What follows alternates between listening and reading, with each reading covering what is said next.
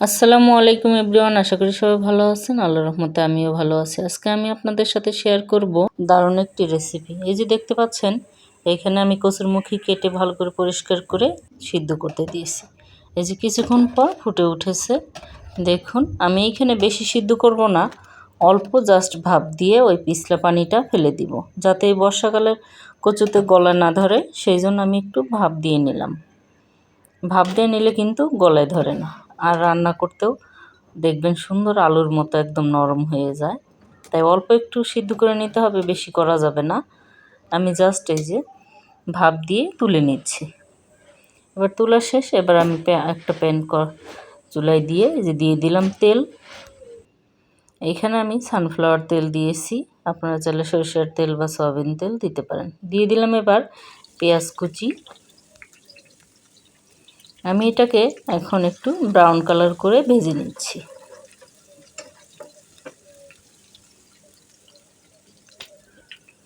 এই বর্ষার সময় কিন্তু বিভিন্ন প্রকার সবজি পাওয়া যায়, আপনারা এইভাবে ট্রাই করবেন। এই যে দেখুন, আমি এখন দিয়ে দিলাম চিংড়ি মাছ আর দিলাম লবণ। লবণটা দেওয়াতে তেলটা ছিটবে কম, তাই আমার দেওয়ার পরপরই এদের লবণ দিয়ে নিলাম। তারপরে দিয়ে দিব এবার হলুদের গুঁড়া।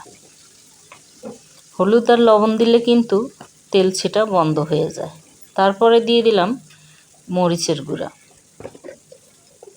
এবার দিব ধনিয়ার গুঁড়া। এই যে ধনিয়ার গুঁড়া দিয়ে দিলাম। এবার আমি আবারও ওই সম্পূর্ণটাকে ভালো করে কষিয়ে নেব। তারপরে দিয়ে দিব রসুন বাটা, কারণ আমি আগে রসুন বাটা দিতে ভুলে গিয়েছিলাম, তাই এখন দিয়ে দিচ্ছি। কচুর মুখিতে কিন্তু অবশ্যই রসুন দিতে হবে, রসুন না দিলে কিন্তু গলায় লাগে। আর রসুন দেওয়াতে ঝোলের একটা সুন্দর গ্রান হয় আর ঘন হয়, খেতেও দারুণ লাগে। এই যে এবার দিয়ে দিলাম কচুর মুখিগুলো। দেখুন, আমি কিন্তু বেশি সিদ্ধ করে নিই, অল্প জাস্ট করে নিছি। কি সুন্দর কালার আসছে। এবার আমি সম্পূর্ণটা ভালো করে কষিয়ে নিচ্ছি। তারপরে দিয়ে দিব এখন জিরা বাটা। এই যে আমি এখানে অল্প পরিমাণ জিরা বাটা দিয়ে দিলাম, দিয়ে আবারও ভালো করে কষিয়ে নিব। এই বর্ষার সময় কচুরমুখী, বিভিন্ন প্রকারের সবজি, পুঁই শাক, ঢেঁড়স, চিচিঙ্গা, চাল কুমড়া সব কিছুই কিন্তু দারুণ লাগে খেতে। তাই আপনারা যদি এইভাবে বিভিন্ন দিন বিভিন্ন প্রকার করে রান্না করেন, দেখবেন আপনাদের রুচিও হবে, আবার খেতেও অসম্ভব মজা হবে। আর এই যে অল্প একটু পানি দিয়ে কচুরমুখীটাকে আমি ঢাকনা দিয়ে ঢেকে সিদ্ধ করে নেব। কিছুক্ষণ পর ঢাকনা তুলে দেখুন, আমার তরকারিতে কিন্তু তেল ওঠা শুরু করছে, পানিটা শেষ। আর একটু কষিয়ে নিচ্ছি। কচুতে কিন্তু ভালো করে কষিয়ে একদম সিদ্ধ করে নিতে হবে, না হলে কিন্তু এই বর্ষায় ভেজা, বৃষ্টিতে ভেজা ভেজা এগুলো ও গলায় লাগে। তাই এইখানে রান্নার সময় একটু সময় নিয়ে কষিয়ে নেবেন। তারপরে দিয়ে দিলাম পুঁই শাক। পুঁই শাক দিয়ে এই কচুরমুখী রান্না কিন্তু অসম্ভব মজা লাগে।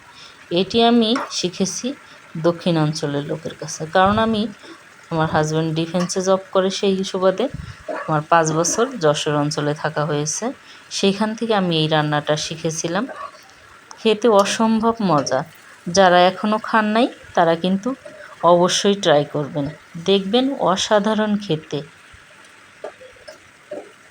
আমি আরেকটু কষিয়ে নিলাম, নিয়ে এবার ঢাকনা দিয়ে সিদ্ধ করতে দিব। আপনারা কে কোথা থেকে আমার এই ভিডিওটি দেখছেন অবশ্যই কমেন্ট করে জানাবেন, আর ভালো লাগলে অবশ্যই লাইক, শেয়ার, কমেন্ট করবেন। দেখুন, এই যে কিছুক্ষণ পর ঢাকনা তুলে শাকগুলো একদম অল্প হয়ে গেছে। আর এই রান্নাটা কি আপনারাও কোনো দিন খেয়েছেন? অবশ্যই জানাবেন যদি খেয়ে থাকেন। এই বর্ষার সিজনে কচুরমুখী, পুঁই শাক এগুলি কিন্তু এখন এই সিজনেরই সবজি। যারা না খেয়ে থাকছেন তাহলে আমার এই রান্নাটি ফলো করে অবশ্যই রান্না করে একদিন খেয়ে দেখবেন, অসম্ভব মজা। আর এর স্বাদ আপনারা ভুলতে পারবেন না। এই যে আবারও ঢাকনা দিয়ে আমি রান্না করে নিছি। কিছুক্ষণ পর আবার ঢাকনা তুলে দেখুন, আমার কিন্তু যেটুকু ঝোল ছিল সম্পূর্ণটা শেষ হয়ে গেছে, তাই আমি আর একটু কষিয়ে নিচ্ছি। কারণ এইভাবেই কষিয়ে নিতে হবে আর ঢাকনা দিয়ে ঢেকে দিতে হবে, তবেই তরকারিটা কিন্তু দারুণ হয়। আগেই পানি দিয়ে ভাসাইয়ে দিলে কিন্তু সেই তরকারিতে একটা মজা হয় না, আর পানি পানি লাগে। আর এইভাবে রান্না করলে দেখবেন ঝোলগুলো একদম ঘন হয়ে আসে আর খেতেও অসম্ভব মজার হয়। এখন আমি এতে দিয়ে দিব ঝোল। ঝোলের জন্য পানি দিয়ে দেব।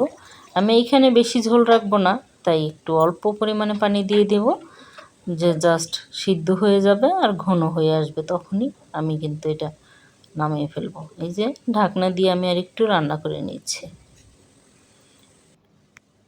ভিডিওটি ভালো লাগলে অবশ্যই লাইক শেয়ার কমেন্ট করবেন। ইউটিউব থেকে দেখলে সাবস্ক্রাইব করবেন, পেজ থেকে দেখলে ফলো দিবেন।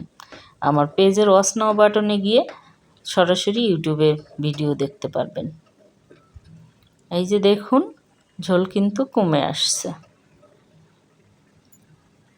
আর ডাঁটিগুলোও সিদ্ধ হয়ে গেছে, কচুরমুখিটাও সিদ্ধ হয়ে গেছে। ঢাকনা দিয়ে ঢেকে আমি এবার জিরা ভাজা এই জিরাগুলো আমি টেলে নিয়েছি। এখন আমি এটাকে গুঁড়ো করে নিচ্ছি।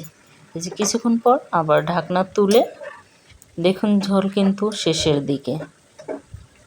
আর একটু নেড়ে এখানে কিন্তু আমি এখন দিয়ে দিব কয়েকটা কাঁচামরিচ। এই যে দেখুন মুখিগুলো কি সিদ্ধ হয়ে গেছে, একদম নরম হয়ে গেছে, তার মানে আমার রান্না শেষ।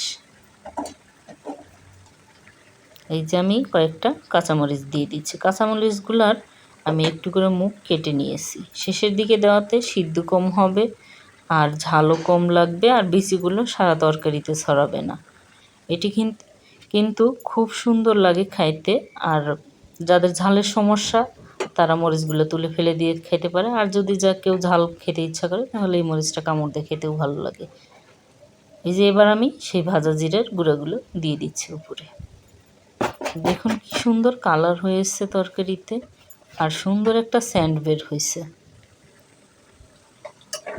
অবশ্যই এভাবে রান্না করে একদিন খেয়ে দেখবেন, আর ভালো লাগলে অবশ্যই কমেন্ট করে জানাবেন।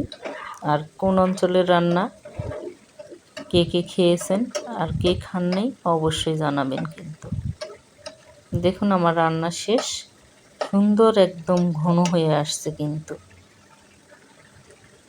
এখন আমি আর একটু ঢেকে দিয়ে ওই জিরার ভাজার স্যান্ডগুলো যাতে সম্পূর্ণ তরকারিতে ছড়ায়। এই যে হয়ে গেছে, এবার আমি চুলা বন্ধ করে দিচ্ছি। দেখুন ঝোল কমে আসছে, কি সুন্দর কালার, আর ঝোলগুলো ঘন হয়ে আসছে। ধন্যবাদ সবাইকে আমার এই ভিডিওটি দেখার জন্য। Thanks for watching. আল্লাহ হাফেজ।